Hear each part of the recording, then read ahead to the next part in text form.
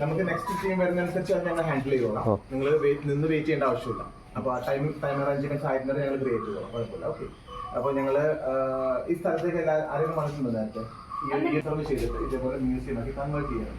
ഇപ്പോൾ ഒരു പ്രോഗ്രാം നടന്നുകൊണ്ടിരിക്കുകയാണ് ഞങ്ങൾക്ക് ഇവിടെ, വേൾഡ് ഹെറിറ്റേജ് വീക്ക് എന്ന് പറയുന്നത്. ഫ്രം 19 to 25 ഓൾമോസ്റ്റ് 45,000 സ്റ്റുഡൻസ് ആണ് പല മലപ്പുറത്തു നിന്നും കോഴിക്കോട് നിന്നും എറണാകുളത്തു നിന്നും തിരുവനന്തപുരത്ത് നിന്നൊക്കെ വന്നിട്ട് ഇത് പോകുന്നത്. കാരണം ഇതൊരു ഫ്രീ പ്രോഗ്രാമാണ്. ഓക്കെ, അപ്പോൾ അതിൻ്റെ ഭാഗമായിട്ടാണ് നമ്മൾ ഈ ഒരു സ്കെച്ച് ആൻഡ് മോക്ക് എന്ന് പറയുന്ന പോയിന്റ് നമ്മൾ ചെയ്തിരിക്കുന്നത്. ഇതിന് മുമ്പ് 2-3 മാസങ്ങൾക്ക് മുമ്പ് ജൂണിൽ ഞങ്ങൾ ആദ്യമായിട്ട് ഞങ്ങൾ സ്കെച്ച് മോക്കിങ് നടത്തിയിരുന്നു. അത് കൊടുങ്ങല്ലൂർ ഏരിയ ആയിരുന്നു. അതായത് ഒരു ക്ലസ്റ്റർ ഉണ്ട്, ഞങ്ങൾക്ക് ഓരോ ക്ലസ്റ്റേഴ്സ് ആണ്. കൊടുങ്ങല്ലൂർ എന്ന് പറയുന്നത് ഒരു പോർച്ചുഗീസ്, ഒരു എന്താ പറയുന്ന ഒരു ഡച്ച് ഏരിയന ഒരു എന്താ പറയുക ഒരു എസെൻസ് കിട്ടുന്ന ഒരു പോയിന്റാണ്. നേരെ മറിച്ച് ഇവിടേക്ക് വന്നു കഴിഞ്ഞാൽ ഇത് ചേന്നമംഗലം ക്ലസ്റ്റർ എന്ന് പറയും. ഈ ക്ലസ്റ്റർ എന്ന് പറയുന്നത് കംപ്ലീറ്റ്ലി റോയൽ ലുക്കാണ് ഉണ്ടാക്കുന്നത്. കാരണം ഇവിടെയുള്ള എല്ലാ ഏകദേശം ഒരു 13-14 സെഞ്ചുറിക്ക് ശേഷമുള്ള ഒരു നോബിൾ ഫാമിലി അല്ലെങ്കിൽ റോയൽ ലുക്കിലേക്ക് വരുന്നതാണ് ഇവിടെയുള്ള എല്ലാ സ്ട്രക്ചേഴ്സും. ഓക്കെ, ഒരു ബ്രീഫ് എന്ന് പറഞ്ഞു കഴിഞ്ഞാൽ ഞാൻ നേരത്തെ പറഞ്ഞ പോലെ 2009 സ്റ്റാർട്ട് ചെയ്ത കമ്പനി ഇപ്പോൾ ഓൾമോസ്റ്റ് എനിക്ക് തോന്നുന്നു ഒരു 14-15 ഇയേഴ്സ് ആയി. ഇവിടെ ഞങ്ങൾക്ക് 10 കിലോമീറ്ററിനുള്ളിൽ, അതായത് കൊടുങ്ങല്ലൂർ തുടങ്ങിയിട്ട് പറവൂർ വരെയുള്ള സ്ഥലങ്ങൾ ഏകദേശം 10 കിലോമീറ്റർ ഉണ്ട്. ഈ കിലോമീറ്ററിനുള്ളിൽ 29 മ്യൂസിയങ്ങളാണ്. ഓക്കെ, ഇങ്ങനത്തെ ഒരു മ്യൂസിയം സെഗ്മെന്റുകൾ ഇന്ന് ലോകത്ത് കാണാൻ പറ്റുന്നത് നെതർലൻഡിൽ മാത്രമാണ്. അല്ലാതെ വേറെ സ്ഥലം കാണാൻ പറ്റില്ല. 10 കിലോമീറ്റർ. ഇൻട്രസ്റ്റിംഗ് ആയിട്ടുള്ള ഫാക്ടർ എന്ന് പറഞ്ഞു കഴിഞ്ഞാൽ ഏകദേശം ഈ 29 മ്യൂസിയങ്ങളിൽ 25 മ്യൂസിയങ്ങളും സ്മാരകങ്ങളാണ്, മോണുമെന്റ്സ് ആണ്, ഇൻക്ലൂഡിംഗ് ദിസ്. ഇത് 17th സെഞ്ചുറിയിലാണ്. ഇന്ത്യയിലെ ആദ്യത്തെ ജൂതപ്പള്ളി ഇവിടെ നമുക്ക് പറൂർ സിനഗോഗ് എന്ന് പറയും. ഇന്ത്യയിലെ ആദ്യത്തെ ഇസ്ലാം മുസ്ലിം മോസ്ക് എന്ന് പറയുന്നത് ചെരമാൻ ജുമാ മസ്ജിദ് മുസ്ലിംസിന്റെയാണ്. അതോടൊപ്പം ഇന്ത്യയിലെ ആദ്യത്തെ ചർച്ച് വരുന്നത് ഇവിടെ പറവൂർ തന്നെ, ഇവിടെ 3 കിലോമീറ്റർ മാറിയത് കോട്ടയ്ക്കാവ് ചർച്ചിലുള്ളതാണ്. ഓക്കെ, അങ്ങനെ ഇത്രയും വലിയൊരു ഏരിയയാണ് ഇതിനിങ്ങനെ വരാനുള്ള കാരണം. ഏകദേശം ഈ ടോട്ടൽ ഈ ഒരു മുസ്ലിംസ് വരാനുള്ള പ്രധാനപ്പെട്ട കാരണം, പക്ഷെ മുസ്ലിംസ് എന്ന് പറഞ്ഞു കഴിഞ്ഞാൽ ടൈറ്റിൽ മുസ്ലിംസ് എന്ന് പറഞ്ഞു കഴിഞ്ഞാൽ ഇത് പണ്ട് ഏകദേശം 2500 വർഷങ്ങൾക്ക് മുമ്പ് നിലനിന്നിരുന്ന ഒരു പോർട്ട് ടൗണാണ്, തുറമുഖ നഗരമാണ്. ഓക്കെ, ഒരുപാട് ഏർലിയസ്റ്റ് ആയിട്ടുള്ള ഒരുപാട് എവിഡൻസുകൾ, അതായത് സംസാരങ്ങൾ ഡോക്യുമെന്റ്സുകൾ മാത്രമേ നമുക്കുള്ളൂ. ഒരുപാട് ഹിസ്റ്റോറിയൻസും ആർക്കിയോളജിസ്റ്റുകളെക്കാൾ ഉപരിയായിട്ട് ഹിസ്റ്റോറിയൻസ് ഒരുപാട് എഴുതി വെച്ചിട്ടുള്ള മുസിരീസ്, മുച്ചിരിപ്പട്ടണം, മുയിരിക്കോട് എന്നൊക്കെ പറയുന്ന ഒരുപാട് ഒരു സെഗ്മെന്റുകളുണ്ട്. ഓക്കെ, അതെല്ലാവരും മാറ്റിമറിക്കുന്നത് ഈ ഒരു പ്രൊജക്റ്റാണ്. കാരണം കേട്ടിട്ടുണ്ടെന്ന് എനിക്കറിയില്ല, കുട്ടികൾ പഠിക്കുന്ന ഏകദേശം 8-9 സ്റ്റാൻഡേർഡിന്റെ ചാപ്റ്ററിൽ വരെയും 8ാം നൂറ്റാണ്ട് വരെയും കേരളത്തിൽ ചരിത്രം എന്താണെന്ന് ആർക്കും അറിയില്ല. കേരള ചരിത്രം ഒന്ന് കൃത്യമായിട്ട് ഒരു ക്രോണോളജിക്കൽ വേയിൽ പറയാൻ പറഞ്ഞാൽ ആർക്കും അറിയാൻ പറ്റില്ല ഒരിക്കൽ പോലും. പക്ഷേ ഈ മുസ്ലിംസ് വന്നതുകൊണ്ട് എഡ്യൂക്കേഷണൽ ബാക്ക്ഗ്രൗണ്ടിലെ ഒരു കോൺട്രിബ്യൂഷൻ എന്ന് പറഞ്ഞാൽ റീറൈറ്റ് ദ ഹിസ്റ്ററി. അതായത് from 5th century BC to 8th century AD വരെയുള്ള 1300 വർഷം ക്ലിയർ ആയിട്ട് ഫിലിപ്പ് ചെയ്തു. ആ മനുഷ്യന്മാരെ ഈ ഒരു പ്രദേശത്ത് സെൻട്രൽ കേരളയിലെ ആൾക്കാരെ എങ്ങനെ താമസിച്ചു, എന്തായിരുന്നു ഇവിടുത്തെ ഹിസ്റ്ററി, എങ്ങനെയായിരുന്നു ഇത് ഡെവലപ്പ് ചെയ്ത് മുന്നോട്ട് പോയത്, ആ ഡെവലപ്മെന്റിന്റെ സ്പീഡ് എങ്ങനെയായിരുന്നു, അങ്ങനെയുള്ള എല്ലാ കാര്യങ്ങളും we can clearly say. At the same time അതോടൊപ്പം തന്നെ നെക്സ്റ്റ് ഇയർ തുടങ്ങിയിട്ട് ഈ കേരള സിലബസിലേക്ക് മുസ്ലിംസ് എന്ന് പറഞ്ഞ ചാപ്റ്റർ ആയിരിക്കും കുട്ടികൾക്ക് പഠിക്കാനായിട്ട്. അത്രത്തോളം റിസർച്ച് വർക്ക് സോഫാർ ചെയ്തു കഴിഞ്ഞു. അതാണ് ഈ ഒരു എന്താ പറയുന്ന ഈ ഒരു പദ്ധതിയുടെ പ്രധാനപ്പെട്ട ഒരു കോൺട്രിബ്യൂഷൻ എന്ന് പറഞ്ഞു കഴിഞ്ഞാൽ അതിന് സഹായമായത് പട്ടണം എന്ന് പറയുന്ന ഒരു എക്സ്കവേഷൻ. കേട്ടിട്ടുണ്ടോ എനിക്ക് അറിയില്ല. അത് ഏകദേശം ഒരു 2006 ആരംഭിച്ച ഇതാണ്. ഏകദേശം ഒരു 4-5 lakhs ഓർജിസ് അവിടെ നിന്ന് കിട്ടിയിട്ടുണ്ട്. ആ ഭൂമിയുടെ ഇപ്പം നിങ്ങൾ നിൽക്കുന്ന ഈ സർഫസ് ലെവലില്ലേ, ഈ സർഫസ് ലെവലിൽ നിന്ന് 2-2.5 മീറ്റർ അടിയിലേക്ക് പോയി കഴിഞ്ഞാൽ ഓട്ടോമാറ്റിക് അത്തരത്തിലുള്ള ഒരുപാട് എവിഡൻസും അവൈലബിൾ ആണ് ഈ നാട് മൊത്തം. അതായത് ഈ നാടിന്റെ ഇപ്പൊ നിങ്ങൾ നിൽക്കുന്ന ഈ സ്ഥലത്തിന്റെ ആ കീഴിൽ ഒരു വേറൊരു സാമ്രാജ്യം നിലനിൽക്കുന്നുണ്ട്. അതാണ് ആർക്കിയോളജിസ്റ്റുകൾ എക്സ്കവേഷൻ നടത്തി ക്രിയേറ്റ് ചെയ്തെടുക്കുന്നതും അത് എക്സ്കവേഷൻ നടത്തിയെടുക്കുന്നതും ആ എക്സ്കവേഷൻ നടത്തിയെടുക്കുന്ന ഒബ്ജക്റ്റുകളെ റിസർച്ച് ചെയ്ത് അത് പഠിച്ചത് കൺവേർട്ട് ചെയ്ത് അതൊരു ഡോക്യുമെന്റ് ആക്കി മാറ്റാണ്. ഇത് റീറൈറ്റഡ് ഹിസ്റ്ററി ആയിട്ട് മാറിക്കൊണ്ടിരിക്കുകയാണ്. കാരണം എല്ലാവർക്കും സമ്മതിച്ചേ പറ്റൂ. കാരണം വെച്ചാൽ എല്ലാവരും തെളിവുകളാണ്. ഇപ്പൊ പട്ടണം എന്ന് പറയുന്ന സ്ഥലത്ത് നിങ്ങൾ പോയി വിചാരിക്കും നിങ്ങൾക്ക് അവിടെ റോമ സാമ്രാജ്യത്തിന്റെ മോണോപ്പൊളി റോമ സാമ്രാജ്യത്തിന്റെ ആൾക്കാരായിരുന്നു പോർട്രേഡ്. നേരത്തെ പറഞ്ഞ പോലെ 5th സെഞ്ചുറി പീസിൽ 33 രാജ്യങ്ങളാണ് ഈ പ്രദേശം സന്ദർശിച്ചിട്ടുള്ളത്. വെറുതെ സന്ദർശിക്കുക എന്നുള്ളതല്ല, വരാനുള്ള പ്രധാനപ്പെട്ട കാരണം only for the spice trade എന്ന് പറയുന്ന ഏറ്റവും വളരെ വലിയൊരു റൂട്ടാണത്. സിൽക്ക് റൂട്ടിനെ കുറിച്ച് മിക്കവാറും നിങ്ങൾ കേട്ടിട്ടുണ്ടാവും, ചൈനീസുമായി ബന്ധപ്പെട്ടത്. അറ്റ് ദ സെയിം ടൈം അത് പോകുന്നതെല്ലാം ലാൻഡിലൂടെയാണ്, പക്ഷെ ഇത് വരുന്നത് എല്ലാവരും ഓഷൻ അല്ലെങ്കിൽ സീയിലൂടെയാണ് ഈ റൂട്ട് പോകുന്നത്. അങ്ങനെ 33 രാജ്യങ്ങളെ കണക്ട് ചെയ്തുകൊണ്ട് വളരെ കോൺക്രീറ്റ് ആയിട്ടുള്ള evidences we have to explain എന്തായിരുന്നു ആ കാലഘട്ടത്തിൽ ട്രേഡ്. അത്രയും പെർഫെക്റ്റ് ആണ്. ഓക്കെ, അതിനെ ബാക്ക്ഗ്രൗണ്ട് പിടിച്ചുകൊണ്ടാണ് ടൂറിസം ഡിപ്പാർട്ട്മെന്റ് വർക്ക് ചെയ്തിട്ട് ഒരു പ്രൊജക്ട് ക്രിയേറ്റ് ചെയ്ത് 2009 ഗവൺമെന്റ് കേരള സർക്കാർ അതിന് സാങ്ഷൻ നൽകി അന്ന് തുടങ്ങി കൺസർവേഷൻ വർക്കുകളൊക്കെ നടക്കുന്നത്. ഹ്യൂജ് എമൗണ്ട് ആണ് ഇൻവെസ്റ്റ് ചെയ്തിരിക്കുന്നത്. Almost comes around 250 crores rupees of ഈ നിമിഷം വരെയും അത് ഇൻവെസ്റ്റ്മെന്റ് ആയിട്ടുണ്ട്. ഓക്കെ, ഇനി ഇത് നെക്സ്റ്റ് 50 yearsലേക്ക് നെക്സ്റ്റ് 100 yearsലേക്ക് ഇതുപോലെ തന്നെ നമ്മൾ വർക്ക് ചെയ്ത് മുന്നോട്ട് കൊണ്ടുപോകും. പിന്നെ ഇതെന്ന് പറഞ്ഞു കഴിഞ്ഞാൽ നമ്മൾ ടൂറിസം ഡിപ്പാർട്ട്മെന്റ് മാത്രം നടത്തുന്ന വർക്കല്ല. ഈ ടൂറിസം ഡിപ്പാർട്ട്മെന്റിന്റെ കൂടെ കേരളത്തിലെ 11 ഡിപ്പാർട്ട്മെന്റുകൾ. ഇപ്പൊ നിങ്ങൾ ഈ വന്ന റോഡില്ലേ, ഈ റോഡ് ഈ പറയുന്ന പാലിയം കോവിലകം കാണാൻ വേണ്ടി ഗവൺമെന്റ് ഉണ്ടാക്കിയിരിക്കുന്ന റോഡാണ്. ഓക്കെ, നിങ്ങൾ ഈ വന്ന് കഴിയുമ്പോൾ ചില സ്ഥലങ്ങളിൽ നിങ്ങൾക്ക് പബ്ലിക് ടോയ്ലറ്റ് കാണാൻ പറ്റും. അതിങ്ങനെ വരുന്ന വിസിറ്റേഴ്സിന് വേണ്ടി ഉപയോഗിക്കാനുള്ള ടോയ്ലറ്റുകളല്ല. ഓക്കെ, അപ്പൊ ഇതേപോലെ ഈ 29 സ്ഥലങ്ങളിലേക്കും ഇത്രയും വലിയ ഇൻഫ്രാസ്ട്രക്ചർ ക്രിയേറ്റ് ചെയ്തേക്കാണ്. അപ്പൊ അത് ഗുണം എന്ന് പറയുന്നത് നാടിനും കൂടിയാണ് ഈ ഗുണം. കാരണം റോഡ് ഡെവലപ്പ് ആവുന്നു, അതുപോലെ ഒരുപാട് ഷോപ്പുകൾ വരുന്നു, അങ്ങനെ ഒരുപാട് കാര്യങ്ങൾ. അങ്ങനത്തെ ഒരു കമ്മ്യൂണിറ്റി ഡെവലപ്മെന്റ് കൂടി ഈ ഒരു പ്രൊജക്ടിന്റെ പ്രധാനപ്പെട്ട ഭാഗമാണ്. ഇന്നത്തെ ഒരു പ്രോഗ്രാം എന്ന് പറഞ്ഞു കഴിഞ്ഞാൽ ഞാൻ നേരത്തെ പറഞ്ഞ പോലെ ഒരുപാട് ക്ലസ്റ്റേഴ്സ് ഉണ്ട്. ആ ക്ലസ്റ്റേഴ്സിൽ പ്രധാനപ്പെട്ട ഒരു ക്ലസ്റ്ററാണ് ഈ പറയുന്ന ചേന്നമംഗലം കോട്ടയം കോവിലം എന്ന് പറയുന്ന സെഗ്മെന്റ്. ചേന്നമംഗലം എന്നാണ് നമ്മൾ ഓൾ ടൂർ പറയുന്നത്. ഒരു 2.5-3 കിലോമീറ്റർ സ്ക്വയർ എടുക്കുന്നുണ്ട്. ഓക്കെ, ഇവിടെ നിന്ന് 2.5 കിലോമീറ്റർ നമ്മൾ ഈസ്റ്റിലേക്ക് പോയി കഴിഞ്ഞാൽ കോട്ടയം കോവിലം എന്ന് പറയുന്ന ഒരു ഏരിയ കിട്ടും. അവിടെ തുടങ്ങി എവിടെയും വരെയുള്ള ആ ഒരു ഏരിയയിൽ പല തരത്തിലുള്ള കൾച്ചറാണ്.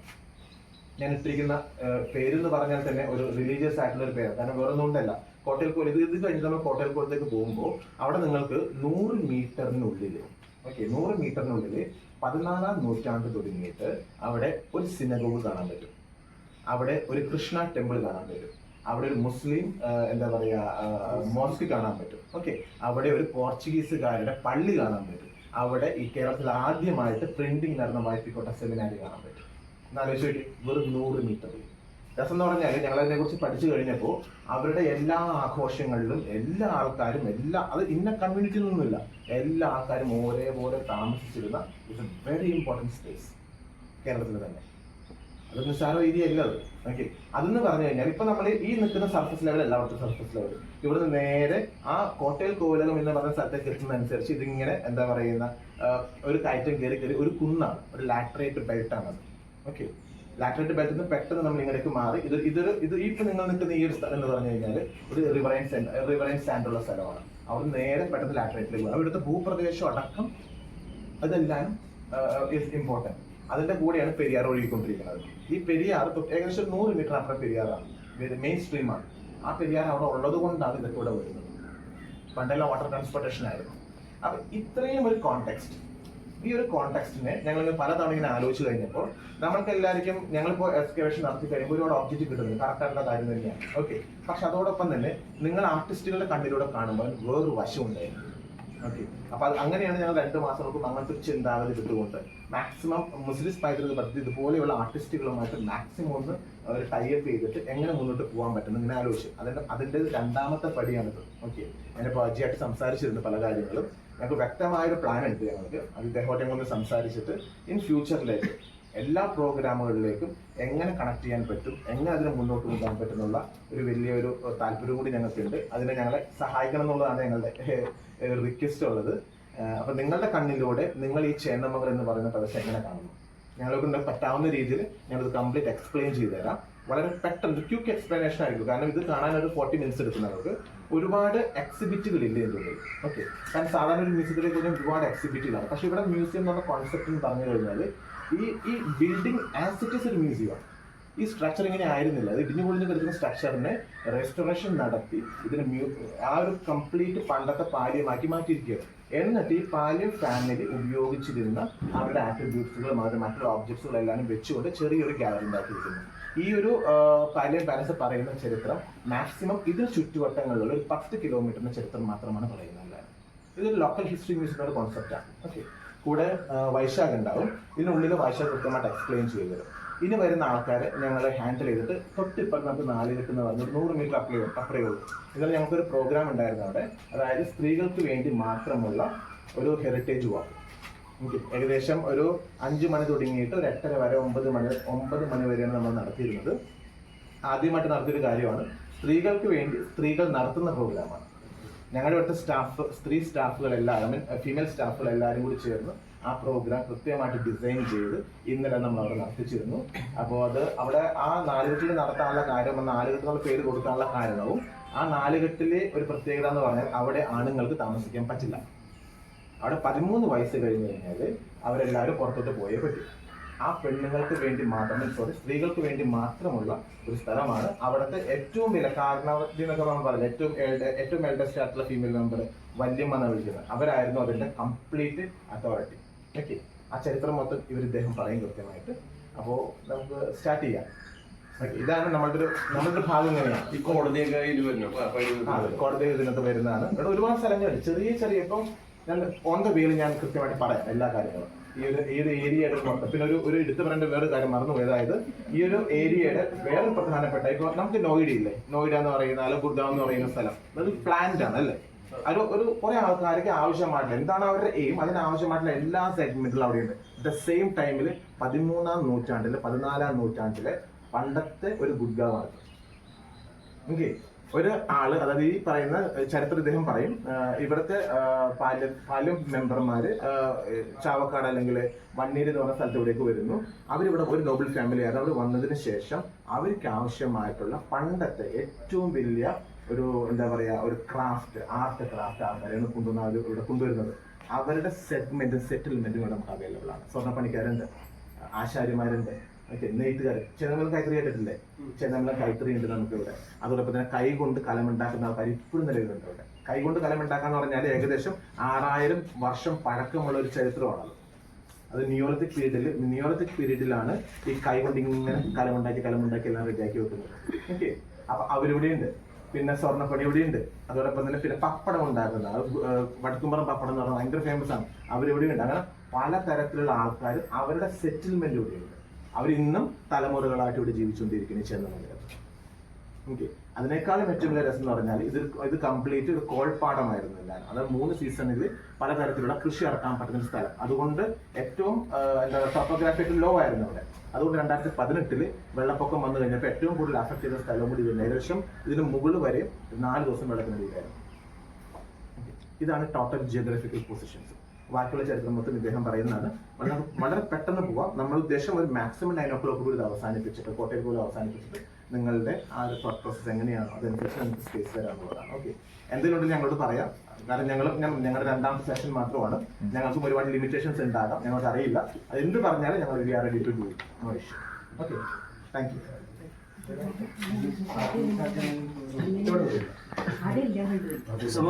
നമുക്ക് കാണാനുള്ള 2 മ്യൂസിയങ്ങളാണ് ഇവിടെ. ഇത് പാലിയം കൊട്ടാരമാണ്. ഇതിനോട് ചേർന്ന് ഒരു 4 കെട്ട് എന്ന് പറഞ്ഞ നിങ്ങൾ ആരെങ്കിലും വന്നിട്ടുണ്ടോ ഇവിടെ? അല്ല, ഇതിനകത്ത് കയറിയിട്ടുണ്ടോ? അപ്പൊ ഈ കൊച്ചി രാജാവിന്റെ പ്രധാനമന്ത്രിമാരായിരുന്നു പാലിയത്തെ. അവര് ഓഫീസായിരുന്നു. അപ്പൊ പണ്ട് സ്ത്രീകൾക്കോ കുട്ടികൾക്കോ ഇവിടെ വരാൻ പ്രവേശനം ഉണ്ടായിരുന്നില്ല. സ്ത്രീകളും കുട്ടികളും താമസിച്ചത് 4 കെട്ട് എന്ന് പറഞ്ഞ വീട്ടിലാണ്. ഇത് കഴിയുമ്പോൾ നമുക്ക് 4 കെട്ട് കാണാം. 17-ാം നൂറ്റാണ്ടിൽ ഡച്ചുകാരാണ് പണിത് കൊടുത്തിരുന്നത്. നിങ്ങൾ ആരെങ്കിലും കോട്ടപ്പുറം കോട്ട പോയിട്ടുണ്ടോ? അതായത് ഇവിടെ നിന്ന് ഒരു 8 കിലോമീറ്റർ മാറിയിട്ടൊരു കോട്ട ഉണ്ടായിരുന്നു, കോട്ടപ്പുറം കോട്ട. അത് പണിതത് പോർച്ചുഗീസുകാരാണ്. അത് പിടിച്ചെടുക്കാൻ ഡച്ചുകാർ ഇവിടെ വന്നു. ആ സമയത്ത് പാലിയത്തച്ഛൻ ഡച്ചുകാരെ സഹായിച്ചു.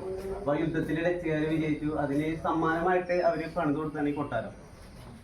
അപ്പൊ ഇതിന്റെ അകത്ത് കാണാനുള്ള നമുക്ക് കേരള ഡച്ച് ആർക്കിടെക്ചറാണ്. അതെന്താണെന്നുള്ളത് വിശദമായിട്ട് നമുക്ക് പറഞ്ഞു. നമുക്ക് അധികം ടൈം ഇല്ലാത്തതുകൊണ്ട് അങ്ങനെ സ്പീഡിൽ പറയാം. അപ്പൊ എല്ലാവരും ചെരുപ്പ് കൂടിയിട്ട് കയറിക്കോട്ടെ.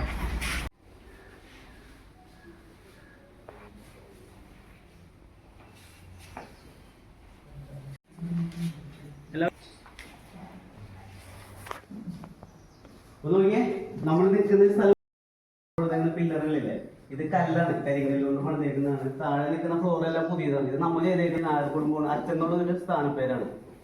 ഈ കൊട്ടാരത്തിന്റെ പ്രത്യേകത ഒരേ സമയം തന്നെ നമുക്ക് ഇതിന്റെ അകത്ത് കേരള ട്രഡീഷനും ഡച്ച് ട്രഡീഷനും കാണാം. അതിൽ ഒരുപാട് ഉദാഹരണങ്ങൾ ഉണ്ടാക്കണം. നമുക്ക് പറഞ്ഞുതരാം. ആ വിളക്കൊക്കെ നിങ്ങൾ കണ്ടിട്ടുണ്ടാവും, ആലില വിളക്ക്. അമ്പലങ്ങളിൽ ഉപയോഗിച്ചിരുന്നാണ്. ആലില മരത്തിന്റെ ആകൃതി ഉള്ളതുകൊണ്ടാണ് ആ വിളക്കിന് ആലില വിളക്ക് എന്ന് വിളിക്കുന്നത്. രണ്ടാമത്തെ ബോക്സിൽ നോക്കിയാൽ അത് ആമാടപ്പെട്ടികൾ എന്നാണ് പേര്. ആഭരണങ്ങൾ സൂക്ഷിക്കാൻ വേണ്ടി ഉപയോഗിച്ചിരുന്നതാണ്. ചെമ്പാണ്. ഇവിടെ മണിക്കൂട്ടം കാണാം. പണ്ട് കൊട്ടാരങ്ങൾ മുൻപിൽ അലങ്കാരങ്ങൾക്ക് വേണ്ടിയിട്ട് ഉപയോഗിച്ചിരുന്നത്. ഇനി നോക്കിയാൽ ഡച്ചുകാർ പണിതിന്റെ ഒരു തെളിവാണ്. ഭിത്തികളൊന്ന് ശ്രദ്ധിച്ചോട്ടാ. ഇവിടെ നോക്കിയാൽ വീതി കൂടി ഭിത്തികളായിരിക്കും. ഇങ്ങനത്തെ വീതി കൂടി ഭിത്തികൾ നമ്മൾ എനിക്ക് മുന്നേ കണ്ടെന്താ അതായത് നോക്കിയാൽ പീരങ്കി വെച്ച് ആക്രമിക്കുമ്പോൾ ഭിത്തികൾക്ക് കേടുപാട് സംഭവിക്കാണ്ടിരിക്കാനാണ് കേട്ടോ വീതി കൂടി ഭിത്തികൾ. അപ്പൊ ഡച്ചുകാർ പണിതതിന്റെ ഒരു തെളിവാണ് വീതി കൂടി ഭിത്തി കേട്ടാ. ഇനി ഇതിൽ വന്നു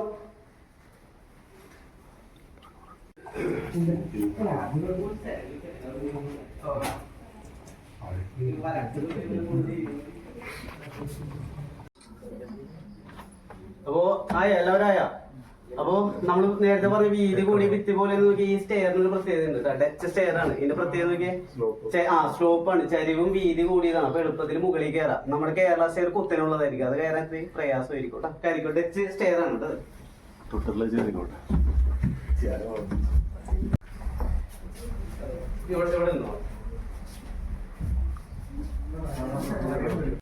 നമ്മുടെ കേരള വിൻഡോസ് അകത്തല്ല, അത് പുറത്തോട്ടായിരിക്കും കേട്ടോ. നിങ്ങൾക്ക് ഈ കോറിഡോർ നോക്കിയേ, അതായത് നമ്മുടെ കേരള കോറിഡോർ വളരെ ചെറുതായിരിക്കും, വീതി കുറവായിരിക്കും. നോക്കി ഇത്രയും വീതി കൂടുതലുള്ള കോറിഡോർ ഡച്ച് സ്റ്റൈലാണ് കേട്ടോ. അപ്പോൾ പണ്ട് ഇവര് കളരിപ്പായിട്ടൊക്കെ പ്രാക്ടീസ് ചെയ്യുന്ന ഗ്രൗണ്ടാണ് കേട്ടത്. ഇപ്പോൾ വാഴയൊക്കെ വെച്ചൊക്കെയാണ്. അതായത് പണ്ട് യുദ്ധമൊക്കെ വരില്ലേ, അപ്പൊ കൊച്ചി രാജാവിന് വേണ്ടി സൈന്യത്തെ കൊടുക്കുന്ന ചുമതല ആർക്കാണ്? പാലിയത്തച്ഛനാണ്.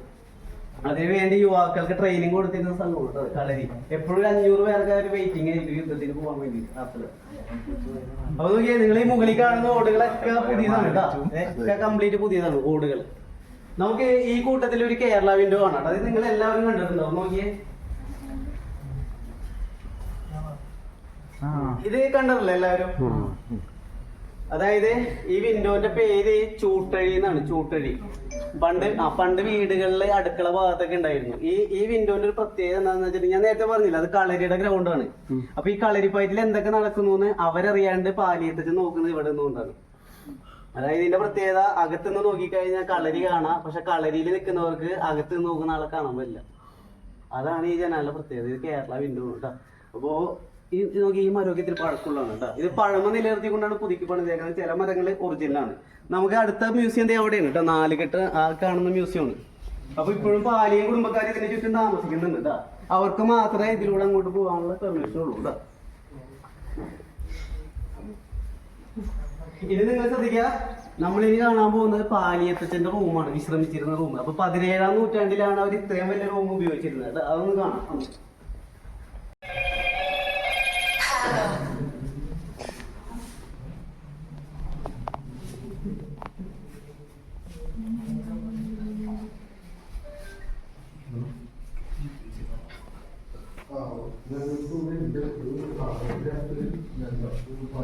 അപ്പോ ഇവിടെ ഒന്ന് ശ്രദ്ധിച്ചോട്ടാ.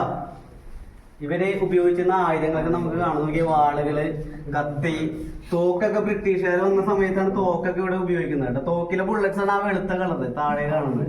അതിനോട് ചേർന്ന ആ വലുത് കല്ലാണ് കേട്ടോ. പീരങ്കുണ്ടയാണ്. പണ്ട് എഴുതാനായിട്ട് ഉപയോഗിച്ചിരുന്ന എഴുത്തോലകള്, എഴുത്താണി. ഇത് പഴയ കോയിൻസ് ആണ് കേട്ടോ. ഒരെണ്ണം ഗോൾഡ് ആണ് കേട്ടോ. മഞ്ഞ കാണുന്ന ഗോൾഡും ബാക്കിയൊക്കെ സിൽവറും ആണ് സെന്ററിൽ കേട്ടോ. ഈ കോയിൻസ് ഒക്കെ പണ്ട് സൂക്ഷിക്കാനുള്ള കിഴിയാണ് ആ ചുവന്ന തുണി, പണക്കിഴി. ഈ കറുത്ത കളർ എന്താന്ന് പറയാൻ പറ്റും? കറുത്ത കളർ പാക്ക് വെട്ടി എന്നാണ് പേര്. അടക്ക വെട്ടാനായിട്ട് ഇവർ ഉപയോഗിച്ചിരുന്നതാണ്. ഇവിടെ നിങ്ങൾക്ക് ഏറ്റവും ഇൻട്രസ്റ്റിംഗ് ആയിട്ടുള്ള ഒരു റൂം ഉണ്ട്. അത് ഞാൻ കാണിച്ചല്ലോ.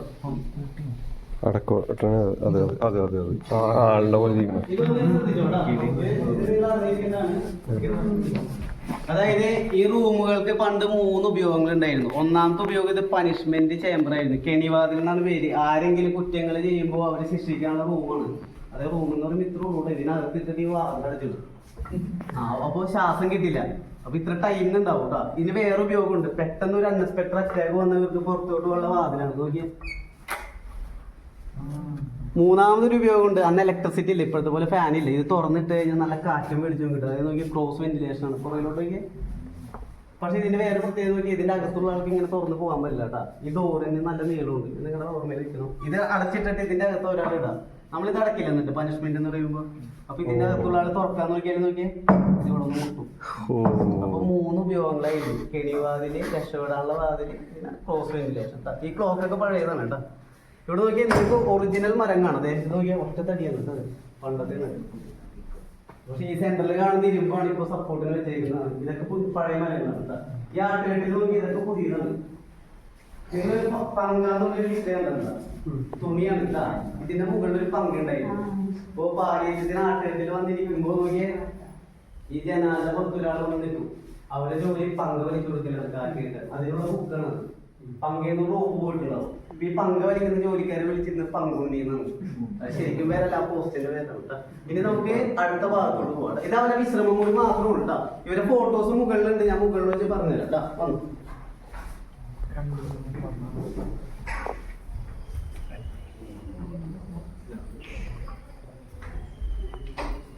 നമുക്ക് ഇവിടെ ഒന്ന് ചുറ്റി നിൽക്കാം. ഇവിടെ കുറച്ച് കാര്യങ്ങളൊന്നും പറഞ്ഞുതരാം കേട്ടോ.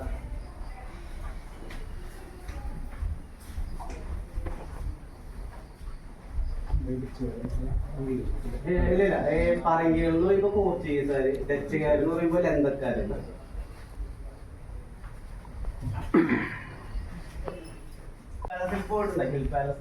അവിടെ ഉണ്ട് ഒറിജിനൽ വേഷൻ. അവിടെ ഉണ്ട്. ഇത് നോക്കിയേ, ഈ കാണുന്നത് പണ്ടത്തെ ഒരു ഡെക്കറേഷന്റെ ഭാഗമായിട്ടും അതേപോലെ തന്നെ മിററായിരുന്നു. പാലിയത്തേക്ക് ഇവിടെ ഇരിക്കുന്നുണ്ടെങ്കിൽ പുറകിൽ നിന്നൊക്കെ ആരൊക്കെ വരുന്നത് കാണാനുള്ളതാണ്. തിരിഞ്ഞു നോക്കണ്ട കാണാൻ വേണ്ടി ഉപയോഗിച്ചിരുന്നതാണ്. ഈ മേശ പഴയൊരു മേശയാണ് കേട്ടോ. ഇതിന്റെ പ്രത്യേകത മരം ഈട്ടിയാണ്. ഈട്ടി കൊണ്ടാണ് പണിതിരിക്കുന്നത്. ഡോക്യുമെന്റ്സ് ഒക്കെ സൂക്ഷിച്ചിരുന്നത് ഇതിന്റെ അകത്ത്. നിങ്ങൾ അവിടെ നോക്കിയ ഷെൽഫുകൾ കാണുന്നുണ്ടോ? സ്റ്റാൻഡിന്റെ ചിഹ്നം നോക്കി എന്താന്നുള്ളത് കൈയാണ് കേട്ടോ, കൈപ്പത്തി. പണ്ട് ഇവർ ഉപയോഗിച്ചിരുന്ന മേശയ്ക്ക് കാണുന്നത്. നമുക്ക് ഇവിടെ ഒരു ജനാല കാണാം. ഒന്ന് മാറാമോ? ഇത് ഒരു ഡച്ച് മാതൃകയിലുള്ള ജനാലയാണ്. ശ്രദ്ധിച്ചോട്ടെ, ഇതിന്റെ പ്രത്യേകത നോക്കി തുറക്കുന്ന രീതിയാണ് കേട്ടോ. അതാ ഇതിന്റെ പേര് ലൂവർ എന്നാണ്. Louvre window. നമുക്ക് അധികം സൺലൈറ്റ് അകത്തോട്ട് വേണ്ടെന്നുണ്ടെങ്കിൽ നമുക്ക് ഇത് അഡ്ജസ്റ്റ് ചെയ്ത് കൊടുക്കാം. ഫുള്ള് വേണമെങ്കിൽ ഇങ്ങനെ തിരിച്ചു കൊടുക്കാം. ഡച്ചുകാർ ഭയങ്കര പ്രത്യേകതകൾ. ഇവിടെ നോക്കി ഇവിടെ കസേരയില്ലെങ്കിൽ ഇരിക്കാൻ പറ്റും കേട്ടോ. 3-4 പേർക്ക് ഇരിക്കാം. ഭിത്തിക്ക് വീതി ഉള്ളതുകൊണ്ടാണ് ആ ഒരു പ്രത്യേകത. നമ്മുടെ കേരള സേറാണ് ഈ കാണുന്നത്. നോക്കിയാൽ അത് കുത്തനുള്ളതായിരിക്കും കേട്ടോ. വീതി കുറവായിരിക്കും. നമ്മൾ കഴിഞ്ഞ് വന്നത് ഡച്ച് മോഡൽ സേറാണ്. അപ്പൊ ഇത് നിങ്ങൾ ജസ്റ്റ് ഒന്ന് നോക്കിയിട്ട് നിങ്ങൾക്ക് സ്കെച്ച് ചെയ്തേക്കുന്നതാണ്. നിങ്ങളെ പോലെ തന്നെ ഒരാൾ അദ്ദേഹത്തിന്റെ ഓർമ്മയിൽ നിന്ന് വരച്ചേക്കുന്നതാണ് കേട്ടോ. ഇപ്പൊ ഈ കാണുന്ന എല്ലാ സ്ഥലങ്ങളും അല്ല. ഞാൻ പറഞ്ഞുതരാം എന്താണെന്നുള്ളത്. ഈ നീല കളറില്ലേ, ഇതാണ് ആ സാറ് പറഞ്ഞ പെരിയാറാണത്. പെരിയാറും കൈവഴിയാണ് കാണുന്നത്. നമ്മ നിൽക്കുന്ന സ്ഥലം ഇതാണ്, പാലിയം കൊട്ടാരം. ഇനി നാലുകെട്ട് എന്ന് പറയുമ്പോ പുറത്തോട്ട് പോവാൻ ഫസ്റ്റ് റേറ്റ്. ഇവിടെയാണ് സ്ത്രീകളും കുട്ടികളും താമസിച്ചിരുന്നത്. ഈ റോഡ് നോക്കിയേ, പണ്ട് ഇവിടെ നിങ്ങൾ കേട്ടല്ലേ പാലിയം സത്യാഗ്രഹം കേട്ടല്ലോ. അതായത് ഈ റോട്ടില് പണ്ട് പാലിയം സത്യാഗ്രഹം നടന്നുണ്ട്. അതിന്റെ കാരണം പണ്ട് ഈ റോഡുകള് താഴ്ന്ന ജാതിക്കാർക്ക് നടക്കാൻ പെർമിഷൻ ഉണ്ടായിരുന്നില്ല. പക്ഷെ അഹിന്ദുക്കളും സവർണരൊക്കെ ഉപയോഗിച്ചിരുന്നു. അങ്ങനെ അവർണർക്ക് സഞ്ചാര സ്വാതന്ത്ര്യം കിട്ടാൻ വേണ്ടിയിട്ട് 1947 സംഘടിപ്പിച്ച സത്യാഗ്രഹമാണ് പാലിയം സത്യാഗ്രഹം. സത്യാഗ്രഹം വിജയിച്ചതിന് ശേഷമാണ് അമ്പലങ്ങളും റോഡുകളും എല്ലാ ഹിന്ദുക്കളും ഉപയോഗിക്കാൻ തുടങ്ങിയത്. ഇതാണ് ആ സ്കൂള്, പാലിയംകാര സ്കൂളായിരുന്നു കേട്ടോ. ഇവര് കൊടുത്തേക്കുന്നതാണ്. ഈ സ്കൂളിന്റെ ഫ്രണ്ടിൽ നോക്കിയാൽ മാറ്റപ്പാടം കേട്ടിട്ടുണ്ടോ? ഇതൊരു കാര്യം പറയാം, നിങ്ങൾക്ക് പിക്ചറിൽ കിട്ടും. ചേന്നമംഗലത്തെ ഏറ്റവും ഫേമസ് ആയിട്ടുള്ള സംഭവമാണ് മാറ്റച്ചന്ത. ചേന്നമംഗലം മാറ്റച്ചന്ത. മാറ്റച്ചന്ത എന്ന് പേര് കിട്ടാൻ കാരണം പണ്ട് ഇവിടെ കച്ചവടങ്ങൾ എന്തായിരുന്നു? Barter system. സാധനങ്ങൾ കൊടുത്തിട്ട് സാധനങ്ങൾ വാങ്ങാം. എല്ലാ വർഷവും വിഷുവിന് ഇപ്പോഴും എന്തുണ്ട്? മാറ്റച്ചന്ത ഉണ്ട്. ഇപ്പോഴത്തെ മാറ്റച്ചന്ത എന്ന് പറയുമ്പോൾ പൈസ കൊടുത്തിട്ട് വാങ്ങണം. ആ പേര് മാറ്റച്ചന്ത തന്നെയാണ്. ഇത് പാലിയം കുടുംബക്കാർക്ക് 41 ക്ഷേത്രങ്ങൾ ഇപ്പോഴും കേരളത്തിലുണ്ട്. പാലിയം ദേവസ്വത്തിന്റെ കീഴിലാണ്. ഈശ്വര സേവാ ട്രസ്റ്റ് ആണ് കേട്ടോ. അതിലെ ഒരു ശിവന്റെ അമ്പലമാണ് കാണുന്നത്, പുതിയ തൃക്കോവ്. ഇത് ചേന്ന തൃക്കോവ്, കൃഷ്ണന്റെ അമ്പലം. ഇത് അവര് തന്നെ ഭഗവതി അമ്പലം. ഇതിന്റെ ഉള്ളിൽ കുറെ സ്ഥലങ്ങളിൽ ഇപ്പൊ മാറ്റങ്ങൾ വന്നിട്ടുണ്ട്. ഇനി ഇത് ദർബാർ ഹാളാണ്. മീറ്റിംഗ് നടത്താൻ വേണ്ടി ഉപയോഗിച്ചിരുന്ന സ്ഥലം. വന്നോട്ടാ.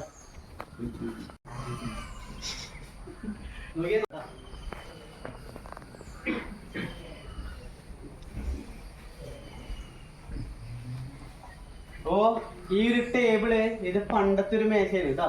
അതായത് ഒറ്റത്തടിയാണിത്. മുകളിൽ നോക്കിയ ജോയിന്റ് കാണാൻ പറ്റില്ല. ആഞ്ഞിലാണ് മരം. ഈ മേശയ്ക്ക് ചുറ്റിരുന്നാണ് ഒരു പണ്ട് കോൺഫറൻസ് ഒക്കെ നടത്തിയിരുന്നത്. ദർബാർ ഹാൾ എന്നാണ് ഇതിന്റെ പേര്. പണ്ട് പൊതുജനങ്ങൾ വരുമ്പോൾ അവരെ പരാതി കേൾക്കാൻ ഉപയോഗിച്ചിരുന്ന സ്ഥലമാണ് ഈ കാണുന്നത്. ഈ സ്ഥലത്തിന്റെ പേര് പ്രസംഗ വീട് എന്നാണ്. അതായത് പരാതി പറയുന്ന ആളുകള് അകത്ത് വരില്ല. അവര് താഴെ പുറത്ത് വന്നിട്ട് പരാതികൾ പറയണം. അപ്പൊ പാലിയത്തച്ഛൻ ആരാണോ ആ സമയത്ത് അവര് നോക്കിയ ഇതിന്റെ മുകളിൽ ഇരുന്നിട്ട് അങ്ങോട്ട് തിരിഞ്ഞിട്ട് ആ പരാതികൾ കേൾക്കും. എന്നിട്ട് അത് പരിഹരിക്കും. പണ്ടത്തെ കോടതിയായിരുന്നു. പ്രസംഗ പീഠം എന്നാണ് ഈ ചേംബറിന്റെ പേര്. ഈ ടൈലാണ് കേട്ടോ, പഴയ ഒറിജിനൽ ടൈല്. നോക്കിയേ, ഇതിന്റെ പേരാണ് ടെറാക്കോട്ട ടൈല്. ഇതായിരുന്നു ഒറിജിനൽ. നമ്മളിപ്പോ നിൽക്കുന്ന ഭാഗമൊക്കെ ബ്ലാക്ക് ഓക്സൈഡ് ചെയ്തേക്കുന്നതാണ്. അപ്പോൾ നിങ്ങൾക്ക് വേറൊരു കാര്യം കൂടി ശ്രദ്ധയിലേക്ക് തരാം. അതായത് നമ്മൾ വന്നത് അവിടെ നിന്നല്ലേ, ഇത് പുറത്തുനിന്ന് നോക്കിക്കഴിഞ്ഞാൽ 2 നിലയായിട്ട് കാണുള്ളൂ. അതായത് ഇത്രയും വരെ നമ്മൾ കണ്ടിട്ടുണ്ടാവുള്ളൂ. നോക്കി ഒന്ന് തിരിഞ്ഞു നോക്കിയേ, വേറൊരു നിലയുണ്ട്, 3 നിലയുണ്ട്. ആ നില കയറി കഴിഞ്ഞാൽ പിന്നെയും മുകളിലോട്ട് 3 സ്റ്റെപ്പ് കയറണം. അതിന്റെ മീതെ പിന്നെയും ഒരു മച്ചുണ്ട്. അപ്പൊ ഇത്രയും വലിയ ബിൽഡിംഗ് ആണെന്ന് പറയാൻ എനിക്ക് അകത്ത് കയറിയാൽ മാത്രമേ മനസ്സിലാവുള്ളൂ. ഇവിടെ പുറത്ത് നിന്ന് കഴിഞ്ഞാൽ വളരെ ചെറിയ ബിൽഡിംഗ് ആണ്. അപ്പോൾ പണ്ട് ഇതിനകത്ത് ഒരു ടോയ്ലറ്റ് കല്ലുകൾ ഉപയോഗിച്ചിട്ടുണ്ട്. അതാണ് ആ കാണുന്നത്. നോക്കിയേ, പുറത്തെടുത്ത് വെച്ചേക്കുന്നത്. ആ കല്ലുകളുടെ പേരറിയോ? ഓവ് എന്നാണ് കേട്ടോ, ഓവ് കല്ല്. അതെല്ലാം അകത്തായിരുന്നു, മ്യൂസിയം ആക്കിയപ്പോൾ പുറത്തോട്ട് എടുത്ത് വെച്ചേക്കുന്നതാണ് കേട്ടോ. ആ മതിലിനോട് ചേർന്ന് നോക്കിയേ, ഇത് ക്ലോസറ്റ് ആണ് കേട്ടോ. ഈ കാണുന്ന കല്ല് ക്ലോസറ്റ് ആണ്. ആ 2 കല്ലുകൾ യൂറിൻ ഒഴിക്കാൻ വേണ്ടി ഉപയോഗിച്ചിരുന്നതാണ്. ആ മതിലിനോട് ചേർന്ന് ആ പൊക്കത്തിൽ കാണുന്ന കല്ലില്ല, അത് പച്ചില മരുന്ന് കരക്കാനുള്ള കല്ലായിരുന്നു കേട്ടോ. ആ പൊക്കത്തിൽ കാണുന്ന കല്ല് നോക്കി. ആ വീട് ഈ പാലയും കുടുംബക്കാരെ എന്താ മ്യൂസിയം ആക്കിയിട്ടില്ല. ആ വീടിന്റെ പേര് 101 മാളിക എന്നാണ്. അതായത് 184 റൂമുകൾ ആ വീടിനകത്തുണ്ട്. കേരളത്തിലെ ഏറ്റവും ആദ്യത്തെ ഫ്ലാറ്റ് പോലും ഉപയോഗിച്ചിരുന്നതാണ്. ഇവര് പാർട്ടീഷൻ ചെയ്തിട്ട് ഇത്ര ഫാമിലിക്ക് അത് എഴുതി കൊടുത്തു. അവർ ഗവൺമെന്റിന് ഹാൻഡ് ഓവർ ചെയ്തിട്ടില്ല, അതുകൊണ്ട് മ്യൂസിയം ആയിട്ടില്ല കേട്ടോ. അപ്പോൾ അവിടെ നമുക്ക് പോകാൻ പറ്റില്ല. നിങ്ങൾ ടിക്കറ്റ് എടുത്ത് വന്നു കഴിഞ്ഞാൽ 2 സ്ഥലങ്ങളെ കാണാൻ പറ്റുള്ളൂ, പാലിയം കൊട്ടാരവും പാലിയം നാലുകെട്ടും എന്ന് പറഞ്ഞ മ്യൂസിയം. നോക്കിയേ, അതും ഇവരെ പ്രൈവറ്റ് വീടാണ്. അവിടെ ആരുമില്ല, അവർ അമേരിക്കയിലും തോന്നുന്നു. ഇതിന് ചുറ്റുവട്ടം അവരെ കുടുംബങ്ങൾ ഇപ്പോഴും താമസിക്കുന്നുണ്ട് കേട്ടോ, പാലിയം കുടുംബക്കാർ. ഇത് ഒരു ഒറിജിനൽ കാട്ടുപോത്തിന്റെ കൊമ്പാണ്, പോളിഷ് ചെയ്ത് വെച്ചേക്കുന്നതാണ് കേട്ടോ. ഇനി നമുക്ക് മുകളിലത്തെ നിലവിലോട്ട് പോവാം കേട്ടോ. വന്നു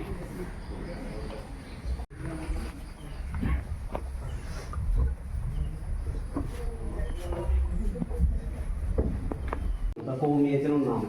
അദ്ദേഹത്തിന്റെ കാലഘട്ടത്താണ് ഇത് ഡച്ചുകാർ പണിത് കൊടുക്കുന്നത്. ഇവിടെ ഒരു ഭയങ്കര ഇമ്പോർട്ടന്റ് ആയിട്ടൊരു സംഭവമുണ്ട്. അത് ഒന്ന് കട്ടില് ഇതിന്റെ പേര് നിങ്ങൾ കേട്ടിട്ടുണ്ടോ? സപ്പർമഞ്ച കട്ടിൽ. ഇതിനൊരു പ്രത്യേകത ഉണ്ട്. 67 തരം ഔഷധ തടികൾ കൊണ്ടാണ് ഈ കട്ടിൽ പണിതിരിക്കുന്നത്. ഇതിൽ കിടന്നു കഴിയുമ്പോൾ നീർക്കെട്ട്, മുട്ടുവേദന, ശരീരവേദന പോലത്തെ അസുഖങ്ങളൊക്കെ വരില്ല. ഇതിപ്പോ പോളിഷ് ചെയ്ത് വെച്ചിട്ടുണ്ട്. മരങ്ങൾ എന്ന് പറയുമ്പോൾ ഇതൊരു മരമാണെങ്കിൽ ഇത് വേറെ മരമായിരിക്കും, അത് വേറെ മരം. മൊത്തത്തിൽ 67 മരങ്ങൾ ഇതിൽ ഇട്ടുണ്ട് പണിയാൻ വേണ്ടിയിട്ട്. ഇത് ഞാൻ പറഞ്ഞില്ല, ഒരു നല്ലൊരു സംഭവം ഉണ്ട്. ഇവിടെ നോക്കി, അത് ഈ വിൻഡോ ഉണ്ട്.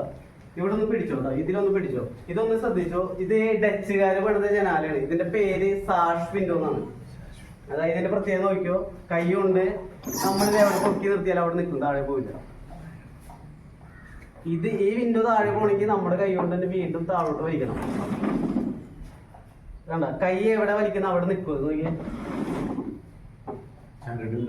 ചരടുണ്ട് നോക്കിയേ.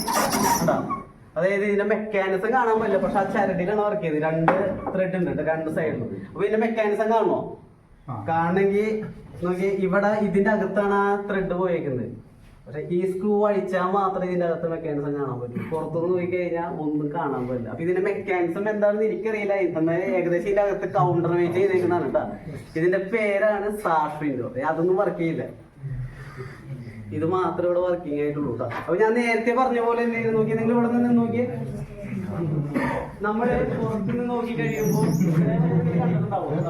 ഇനി ഇറങ്ങുമ്പോൾ ശ്രദ്ധിക്കണം കേട്ടോ. നമുക്ക് ഇനിയും 3 സ്റ്റെപ്പ് ഞാൻ നേരത്തെ പറഞ്ഞ നോക്കി, ഇനിയും കയറാണ്ട് മുകളിലോട്ട്. അതിന്റെ മുകളില് അത്രയും തന്നെ ഒരു മച്ചുണ്ട്. അതാണ് പറഞ്ഞത്, ഇത്രയും വലിയ ബിൽഡിംഗ് ആണെന്ന് അറിയണമെങ്കിൽ അകത്ത് കയറണം. അപ്പോ നേരത്തെ പറഞ്ഞ പോലെ പണ്ട് ഇത് അവർ ഓഫീസായിരുന്നു. കൊട്ടാരെന്ന് പേര് കിട്ടാൻ കാരണമുണ്ട് കേട്ടോ. അതിന്റെ കാരണം പണ്ട് യുദ്ധമുള്ള സമയത്ത് കൊച്ചി രാജാവ് വന്ന് താമസിച്ചിട്ടുണ്ട് ഇവിടെ. രാജാവ് ഇവിടെ താമസിച്ചുകൊണ്ടാണ് ഇത് കൊട്ടാരെന്ന് അറിയപ്പെടാൻ തുടങ്ങിയത്. അല്ലെങ്കിൽ പണ്ട് അവരെ ഓഫീസായിട്ട് ഉപയോഗിക്കുന്ന ബിൽഡിംഗ്. ഇവിടെ ഒരുപാട് കുളങ്ങൾ ഉണ്ടായിരുന്നു. നോക്കിയേ, അതൊരു കുളമാണ് കേട്ടോ. ഈ മതിലൊക്കെ വന്ന് പാർട്ടീഷനൊക്കെ ശേഷം നോക്കിയേ, ആ കാട് പിടിച്ചെടുക്കുന്ന ഒരു കുളമാണ്. അതൊക്കെ അവരെ പ്രൈവറ്റ് പ്രോപ്പർട്ടീസ് ആണ്. 2 സ്ഥലങ്ങളെ മ്യൂസിയം ആക്കാൻ വിട്ടു തന്നിട്ടുള്ളൂ. ഇനി ഒരു പണ്ട് അമ്പലങ്ങളിൽ ഉപയോഗിച്ചിരുന്ന കുറച്ച് കാര്യങ്ങൾ നമുക്ക് കാണാം. അത് ആ ഭാഗത്തുണ്ട് കേട്ടോ. ഇവിടെ ഉള്ളതൊക്കെ നിങ്ങൾക്ക് അറിയാൻ പറ്റും. അമ്പലമായിട്ട് ബന്ധപ്പെട്ട് ഉപയോഗിച്ചിരുന്ന കാര്യങ്ങളാണ്. അത് വെളിച്ചപ്പാടൊക്കെ ഉപയോഗിച്ചിരുന്ന അമ്പലം അത്ര പഴയതല്ല. അറിയാലോ, ഭഗവതിവാള്, ശംഖ്, ചിലമ്പ്, കരമ്പ്. ഇത് മിഴാവുന്ന പേര്. മിഴാവിന്റെ ഉപയോഗം ചാക്യാർകൂത്ത്, കൂടിയാട്ടങ്ങൾക്ക് കൈ കൊണ്ട് കൊട്ടാനായിട്ട് ഉപയോഗിച്ചിരുന്ന ഇൻസ്ട്രുമെന്റ് ആണ്. ഞാൻ ജസ്റ്റ് സൗണ്ട് കേൾപ്പിച്ചാലോ, വേറെ തുടങ്ങിട്ടോ. അടിക്കുന്നവരും സൗണ്ട് കൂടും. ഇത് തോലായിരിക്കും കേട്ടോ. കാട്ടുപോത്തോ മാന്റെ തോല് കൊണ്ടാണ് മൂടി കെട്ടിയത്. ഇത് ചെമ്പാണ്, പേര് മിഴാവ്. പണ്ട് നോക്കിയ ജനാലകളുടെ ഒരു കളർ അതായിരുന്നു. അവിടെയൊക്കെ നോക്കി കണ്ട ബെൽജിയം ഗ്ലാസ് ആണ്. കളർ നോക്കി ഡിസൈൻ. ബാക്കി സ്ഥലങ്ങളിലെ കളർ ഫെയ്ഡായി പോയതാണ്. ഈ പൊട്ടിപ്പോയ ജില്ലകൾ മാറ്റി വെച്ചിട്ടുണ്ട്. ഇവിടെ ഒറിജിനൽ എന്ന് പറഞ്ഞാൽ കൊടയൊക്കെ പഴയതാണ്. വെള്ളിക്കൊട എടുത്തിട്ടുണ്ട്, ക്ഷേത്രങ്ങൾ ഉപയോഗിച്ചിരുന്നത്. അവിടെ നോക്കിയാൽ ഇത് പാലിയം ദേവസ്വം. ഞാൻ നേരത്തെ പറഞ്ഞില്ലേ 41 ക്ഷേത്രങ്ങൾ ഉണ്ടെന്ന്. നിങ്ങൾക്ക് ഒരു കാര്യം കൂടി പറഞ്ഞതില്ല അല്ലേ? അതായത് പാലിയം പാർട്ടീഷൻ കേട്ടിട്ടുണ്ടോ? അതായത് ഞാൻ നേരത്തെ പറഞ്ഞ പോലെ പോർച്ചുഗീസ് ഡച്ചുകാരുടെ പിരീഡിൽ ശക്തന്മാരായിരുന്നു. ബ്രിട്ടീഷുകാരെ അവരോടെയുള്ള ശക്തികളൊക്കെ പോയി. അതായത് അവസാനത്തെ മന്ത്രിനെ ബ്രിട്ടീഷുകാർ ഇവിടുന്ന് നാട് കടത്തി മദ്രാസിലോട്ട്. അദ്ദേഹത്തിന്റെ പേര് ഗോവിന്ദൻ വലിയച്ഛൻ. ഞാൻ അവിടെ പറഞ്ഞില്ല 3D പോലെ വരച്ചിരിക്കുന്ന അദ്ദേഹമാണ് അവസാനത്തെ പ്രധാനമന്ത്രി. അദ്ദേഹത്തെ നാട് കടത്തിയതിനു ശേഷം ഇവർ മന്ത്രിസ്ഥാനവും പ്രതാപവും നഷ്ടപ്പെട്ടു. പിന്നീട് 1950s ഇവിടെ ലാൻഡ് റീഫോം ആക്ടിന്റെ ഓർഡിനൻസ്, അതായത് ഒരു വ്യക്തിക്കോ കുടുംബത്തിനോ ഇത്ര ഭൂമിക്കുള്ള ഭൂമികൾ കൈവശം വെക്കാൻ പാടില്ല. അപ്പൊ പണ്ട് ഒരുപാട് ഭൂമികൾ ഇവരെ കയ്യിലുള്ളതുകൊണ്ട് പണ്ട് ഇവിടെ ഒരു പഴഞ്ചൊല്ലുണ്ടായിരുന്നു, കൊച്ചിയിൽ പാതി പാലിയും. ഇവരെ ഭൂസ്വത്തിനെ സൂചിപ്പിക്കുന്ന പഴഞ്ചൊല്ലാണ്. ഈ ഭൂമികൾ, ഇത്രയും ഭൂമികൾ അന്യാധീനപ്പെട്ടു പോകാണ്ടിരിക്കാൻ 1956 ഇവര് പാർട്ടീഷൻ ചെയ്തു. പാലിയം പാർട്ടീഷന്റെ പ്രത്യേകത ഏഷ്യയിലെ ഏറ്റവും വലിയ പാർട്ടീഷനാണ്, ഇന്ത്യയിലല്ല ഏഷ്യയിലെ. കാരണം പാർട്ടീഷൻ ചെയ്ത പേപ്പറുകൾ എണ്ണി നോക്കിയപ്പോൾ 2436 പേജുകൾ ഉണ്ടായിരുന്നു. അപ്പൊ അത്രയും വലിയ പാർട്ടീഷൻ നടന്ന സ്ഥലമാണ്. ഇപ്പോഴും ഞാൻ നേരത്തെ പറഞ്ഞ പാലിയും കുടുംബവും ദേവസ്വം ഉണ്ട്. ആ പാലിയും ദേവസ്വം ഇവിടെ എഴുതി വെച്ചിരിക്കുന്നത് 41 ക്ഷേത്രങ്ങൾ ഉണ്ടെന്നാണ് പറയുന്നത് പാലിയും ദേവസ്വത്തിന് മാത്രം. ആ ക്ഷേത്രങ്ങളുള്ള ജില്ലകളാണ് നോക്കിയാൽ പാലക്കാട്, തൃശ്ശൂര്, എറണാകുളം, ആലപ്പുഴ 4 ജില്ലകളിലായിട്ടാണ് 41 ക്ഷേത്രം ഇവർക്കുള്ളത് കേട്ടോ. ഇനി ഇപ്പോഴും ഉണ്ട്, ഇപ്പോഴത്തെ കാര്യം ഈ പറയുന്നത് കേട്ടോ, ഇപ്പോഴും ഉണ്ട്. അത് ലോക്കറാണ് കേട്ടോ, പണ്ടത്തെ ലോക്കറാണ്. ഉരുക്കാണ് കേട്ടോ. ഇതാണ് വേലക്കുള്ള സൂക്ഷിച്ചിരുന്നത്. ഇതൊക്കെ ഇപ്പോൾ ചെയ്യുന്നതാണ്. ഇതിന്റെ കീഴിൽ ഇപ്പോഴും പാലിയം ട്രസ്റ്റിന്റെ കയ്യിലുണ്ട്. അവർ ഇന്നലെ ഒന്ന് തുറക്കുന്നുണ്ടായിരുന്നു, ഞാൻ കണ്ടിട്ടില്ല. അതൊക്കെ അടച്ചിട്ട് വരും, തുറക്കും. പാലിയം ട്രസ്റ്റ് മാനേജറൊക്കെ ഉണ്ട്, അവർ തുറക്കും. ഇത് നോക്കിയാൽ ഇവിടെ നല്ല കാറ്റ് കിട്ടുന്ന സ്ഥലമാണ്. ഇപ്പൊ ഇത്തിരി ഉണ്ടാവും കുറച്ച് കാര്യങ്ങൾ. ഇവിടെ ഇരിക്കുക കേട്ടോ, ഇവിടെ ഇരിക്കുക, കാറ്റ് കിട്ടും, എഴുത്തോലുകൾ വായിക്കുക, കളരി കാണും. കളരി എവിടെ ഇരുന്നാലും കാണും, കണ്ണിന്റെ ഫെയിഡായി പോയി. ഇവിടെ പെട്ടെന്ന് ഒരു അൺഎക്സ്പെക്ടഡ് അറ്റാക്ക് ഒക്കെ വന്നാൽ തന്നെ ജസ്റ്റ് പണ്ട് വീടുകളുണ്ട് തട്ടുംപുറം മച്ചെന്ന് പറയും. ഇത് മച്ച എങ്ങനെയാണെന്ന് അറിയാൻ വേണ്ടി ഇവിടെ നിന്ന് നോക്കി, അവിടെ നിന്നിട്ട് മുകളിലോട്ട് നോക്കി അപ്പൊ അതിന് സ്പേസ് അറിയാം. ഇവിടെ നോക്കി കഴിഞ്ഞാൽ നമുക്ക് മനസ്സിലാവില്ല കേട്ടോ, ഭയങ്കര സ്പേസ് ആണ് ഇവിടെ. കയറുന്ന എങ്ങനെയാണെന്ന് വെച്ചിട്ടുണ്ടെങ്കിൽ അവിടെ നിന്ന് റോപ്പ് ഉണ്ടാവും താഴോട്ട്. ഈ റോപ്പിൽ പിടിച്ചിട്ട് അകത്ത് കയറിയിട്ട് വേണമെങ്കിൽ അകത്തുള്ള ആൾക്ക് റോപ്പ് വലിച്ചകത്തിടാം. എന്നിട്ട് 2 ഡോറും കൂടെ അടച്ചിട്ട് എന്താ ഇതേപോലെ. അപ്പൊ ഇവിടെ മുകളിൽ ഒരു മച്ചുള്ളത് അറിയേയില്ല കേട്ടോ, അതാണ് അതിന്റെ പ്രത്യേകത.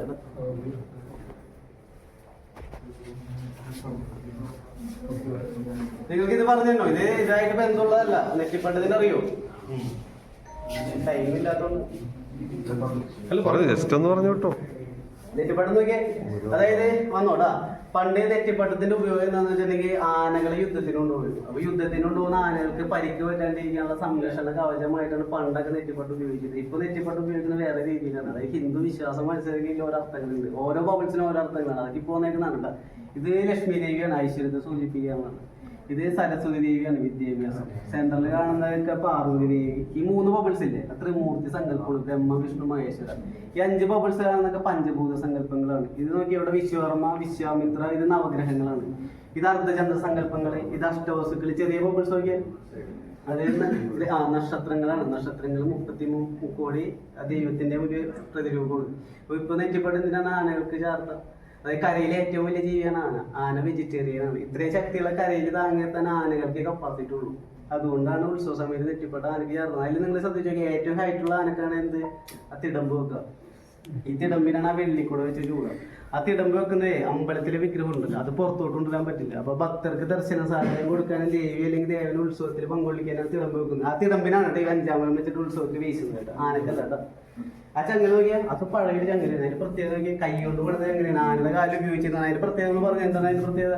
അതിന്റെ ജോയിന്റ് കാണാൻ പറ്റും. നോക്കി നോക്കിയാൽ ഇപ്പോഴത്തെ ചങ്ങലകളുടെ ജോയിന്റ് ഒക്കെ കാണാം. ഇത് നോക്കിയത് അവിടെ, ഇത് ആ വട്ടക്കണ്ണികൾ തമ്മിൽ കണക്ട് ചെയ്ത് എവിടെയാണ് നോക്കി, എവിടെയാണ് നമുക്ക് കാണാൻ ജോയിന്റ് ഇല്ല. ഇപ്പോഴത്തെ ചങ്ങലകൾ കംപ്ലീറ്റ് ജോയിന്റ് നമുക്ക് കാണാം. ഇനി 4 കെട്ട് എന്ന് പറഞ്ഞ മ്യൂസിയത്തിലോട്ട് നമുക്ക് പോവാം. പണ്ടത്തെ ഇവിടുത്തെ ജീവിത രീതികള്, ആചാരം, മരുമക്കത്തായം, സംബന്ധം, ഇങ്ങനത്തെ കാര്യങ്ങൾ നമുക്ക് 4 കെട്ടി ചെല്ലുമ്പോൾ പറഞ്ഞുതരാം. ഒന്നൂട്ടാ.